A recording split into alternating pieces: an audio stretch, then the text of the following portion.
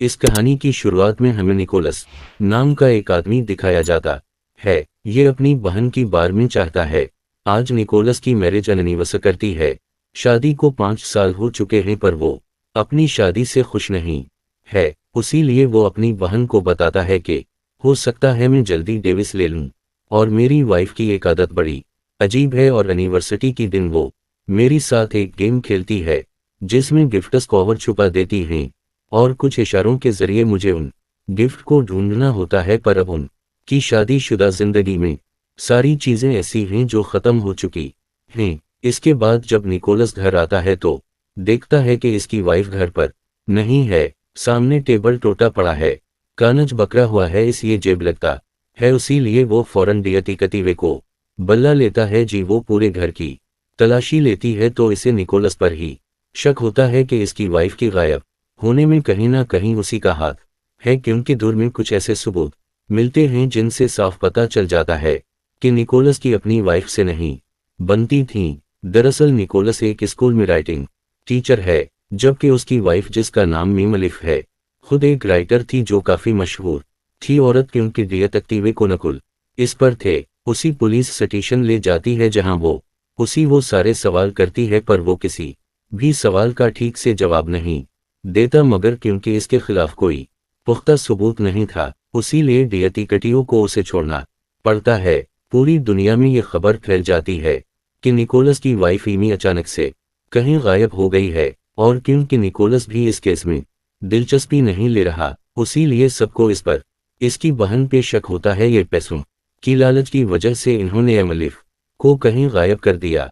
फिर जी अब निकोलस घर आता है तो वो अपनी पुरानी यादों में कहीं खोज आता है। जी हाँ, दिखाया जाता है कि उसकी वाइफ एमी मशहूर होने की सियासत काफी अमीर भी है। जो मुल्क में माली हालात खराब हुए तो उन दोनों की ये जॉब चली गई। इसके बाद निकोलस की मोम भी तबीयत खराब हो जाती है, उसीलिए वो फैसला करता है कि मैं ये सहारे छोड़कर अपनी मोम के पास चला जाऊंगा। अब हालांकि उसने इस बारे में एमी से कोई मशवरा नहीं लिया था, उसकी मर्जी नहीं पूछी थी, पर फिर भी वो उसके साथ चली जाती है। पर कुछ दिन की बात उनकी मौत हो जाती है, मगर अभी भी वो इधर ही रहता है, वापस अपने घर नहीं जाता।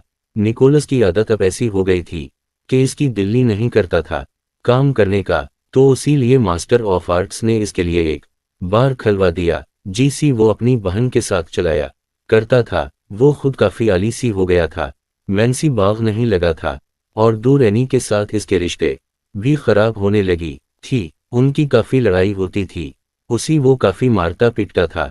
जिसके बाद निकोलस की एक स्कूल में राइटिंग टीचर की जॉब लग गई।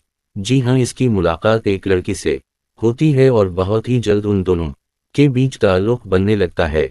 अब कहानी वापस मौजूद वक्त में आती है जहां डिटेक्टिव को निकोलस के घर पर कौन की निशान लिखते हैं, जिस वजह से इसका शक नकुल इस पर और भी पक्का हो जाता है। डिटेक्टिव को पड़ोस के लोगों से पता चलता है कि मीम अलिफ को निकोलस के साथ में फोन नहीं समझती थी और उसीलिए उसने एक खरीदी थी। वो वॉशरूम में चेक करते हैं तो वहां इन्हें मीम अलिफ काफ सिंपल मिलते हैं।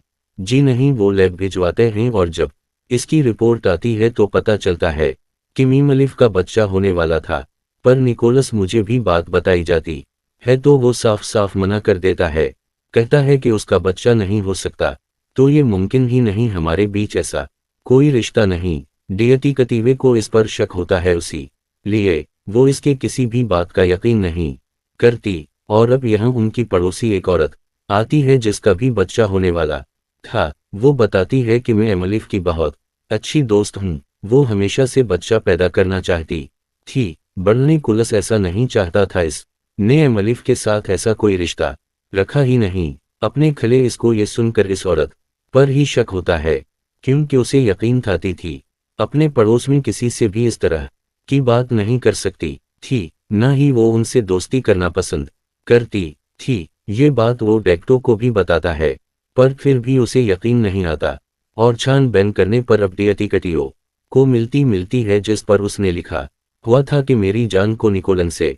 खतरा है। ईद एक इसका साथ ही कहते हैं कि एक और बात मिल गई इसके खिलाफ, अब हमें निकोलस को भी गिरफ्तार कर लेना चाहिए, और वो ऐसा नहीं कर सकती थी क्योंकि अभी भी उनके पास ठोस सबूत नहीं है, यानी को नसना ही अपनी वाइफ को माना है या गायब किया। इसके बाद हम एक लड़की को देखते हैं जो गाड़ी जला रही थी, जो और कोई नहीं बल्कि मीम अलिफ थी, जिसने पूरी तरह अपना हुलिया बदल लिया है। भी इस दिन के बारे में सोचने लगती है जी। वो नकुलूस सी मिलने बार में गई थी, जहां उसने नकुलूस को बार के बाहर अपने उसी स्टूडेंट के साथ देखा, जो दोनों काफी करीब खड़ी थी, क्योंकि इन्होंने अपना रिश्ता बना लिया था। ये देखकर एमलिफ काफी टूट गई।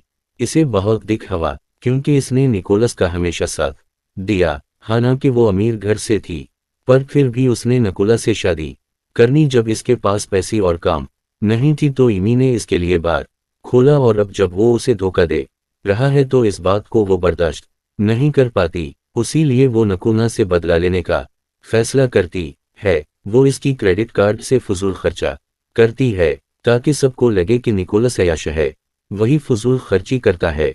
इसके अलावा वो निकोलस से इंश्योरेंस के कागजात पर साइन करवाकर अपने इंश्योरेंस की पैसे पढ़वा देती है, ताकि सबको ये लगे कि इंश्योरेंस की पैसों की ननीज में निकोलस ने अपनी वाइफ को मार दिया। साथ ही उसने अपनी इस पड़ोसी से भी दोस्ती करनी, जिसका बच्चा होने वाला, जो कह रही थी कि मैं मास्टर ऑफ आर्ट्स की दोस्त हूँ। एमलिफ ने इस ही बताया कि मेरा और मेरे हसब निकोलस का रिश्ता खास अच्छा नहीं है, हमारी बीच हर वक्त लड़ाई झगड़े होते रहते हैं। ऐसा उसने इसलिए किया ताकि वो अपनी पड़ोसी की हमदर्दी हासिल कर सके। इसके अलावा उसने वॉशरूम में जवान बूझकर अपनी सिंपल छोड़ दी, ताकि पुलिस को लगे, क्योंकि थी इस पर बच्चा होने वाला था। इसीलिए निकोलस ने उसे मार दिया, क्योंकि ऐसी औरत जिसका बच्चा होने वाला होता है, उसे मारने की सजा कड़ी से कड़ी होती है। वो अपने जिस्म से अपना कौन भी निकालती है और इसे फर्श पर डालकर साफ करती है, ताकि इसकी निशानदेही पुलिस को मिल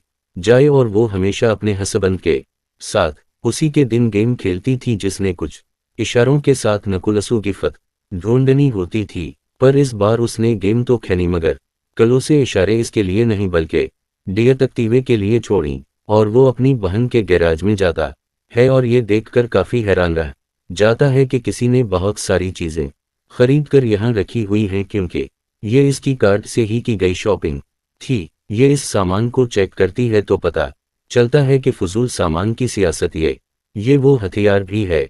हाई कोर्ट एमी का खून हवा है। ये देखना इसकी बहन काफी घबरा जाती है, क्योंकि नकुलिस के साथ साथ वो भी इस केस में फंस सकती है। पर वो उन चीजों को ऐसी छोड़कर वहां से चला जाता है, मगर डिटेक्टिव जो हमेशा से उसका पीछा कर रही थी, यहाँ वो अपने साथियों के साथ आती है और कत्ल वाला हथियार इन्हें मिल जाता है। फिर इसके बाद दोनों भी अन्वाइयों को गिरफ्तार कर ली जाता है, पर कुछ वक्त की बात निकले उसको जमानत मिल जाती है। वापस आकर कोई काफी अच्छी लॉयर वकील सी मिलता है और उसी सारी बात बता देता है। साथ में ये भी कहता है कि मेरी वाइफ इमी के साथ मुझे कभी भी महफूज सा महसूस नहीं हुआ, कहीं ना कहीं इसका तवाजुन खराब था।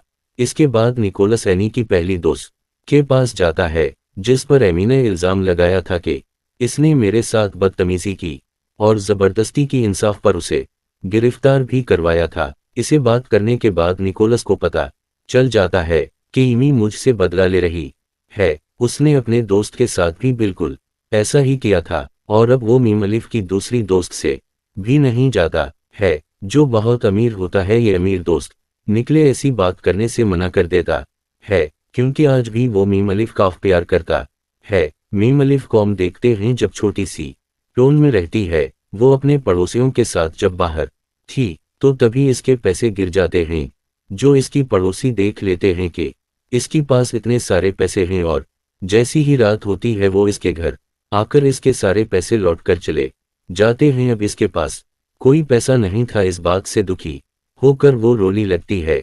इन हालात पर देखती हुई वो अपने उसी अमीर दोस्त को कॉल करती है, जो उसी आज भी प्यार करता है। वो उसे मिलने के लिए बुलाती है, और जब वो आता है तो वो उसे बताती है कि निकोलस हमेशा मुझे मारता था, मुझ पर जुल्म किया करता था, मेरी जान का उसे खतरा था, इसीलिए मैंने वो घर छोड़ दिया और अब मैं वहां वापस नहीं जाना चाहती हूँ। जिसके बाद इसका दोस्त उसी अपने घर में लिया आता है और कहता है ये तुम कुछ टाइम यहाँ रह सकती हो, या पर कभी भी कोई नहीं आता। इधर टाउन में दिखाया जाता है कि सबको यकीन है कि इमी अभी भी जिंदा हैं इसलिए सब लोग उसके लिए कैडले मार्च करते हैं, मतलब मोमबत्तियां जलाकर तस्वीरें लगा कर इसकी वापस लौटने की दुआएं करती हैं। जी वो सबके सामने निकोलस काफी जज्बाती बातें करता है कि मैं तुमसे बहुत प्यार करता हूँ अम्मी, मेरे दिल के और घर की दरवाजे हमेशा तुम्हारे लिए खुले हैं, तो प्लीज तुम वापस आ जाओ। निकोलस की वो स्टूडेंट भी उसी भीड़ में खड़ी थी और जब वो ये सुनती है तो उसे बहुत गुस्सा नहीं लगता है, उसीलिए वो मीडिया के सामने ये बात बता देती है कि निकोलस और मेरे बीच रिश्ता बन चुका है। और ये सुनते ही सब के सब लोग नकुना से नफरत करने लगते हैं। इन्हें यकीन हो गया था कि इस वजह से इसने या तो अपनी वाइफ को गायब कर दिया या इसे जान से मार दिया। फिर वो अपने से मिलने जाता है जहां लोअर इसे कहता है ये अब सारे सबूत तुम्हारे की तरफ है, तुम काफी बदनाम भी हो गई हो, उसीलिए मेरा मशवरा है तुम एक मशहूर शो के इंटरव्यू में जाओ, जहां जाकर तुम बताओ कि मैं अपनी वाइफ से प्यार करता हूं। तुम्हें वहां जाकर अपनी सारी गलतियों को कबूल करना होगा, क्योंकि अगर तुम्हारी वाइफ सच में तुम्हारे खिलाफ कोई साजिश कर रही है तो तेवाओ से खबरों से वो तुम पे नजर रख रही होगी। हो सकता है वो तुम्हारी बातों से जज्बात ही होकर घर वापस आ जाएं। जिसके बाद निकोलस ऐसा ही करता है।